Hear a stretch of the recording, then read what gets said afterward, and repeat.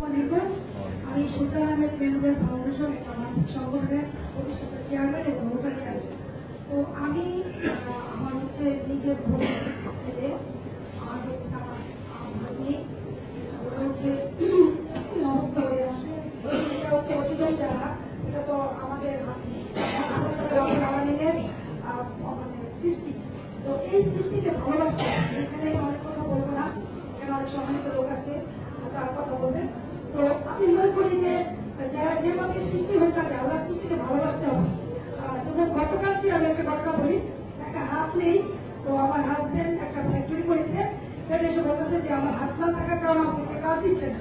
তো আমি আমার হাজবেন্ডকে বললাম ও এক হাতে অনেক কাজ করতে পারে, ওকে বললাম যে এখন বেতন দিও না, 3-4 দিন যখন অপারেশন কাজ করতে পারে তো ওকে না রাখো। তো মানে মানে কাজটা হওয়ার পরে ও মানে প্রথম দিকে তাকে বসে বসে যে আমি বিয়ে করতে পারতেছি না, আপনার দেখলাম না চাকরি নাকি, তো আপনি আমাকে একটা চাকরি দিলেন, মানে বিয়ে করতে গেলে এবার তুমি কি করো বেকার, এমনি তো প্রতিবন্ধী, তারপরে এবার বেকার। তো আমি চাই যে আপনার এখানে যারা আছেন যদি প্রত্যেকটা মানুষ একজনের জন্য অনেক ব্যক্তির পাশে থাকেন, ভালোবাসা দিয়ে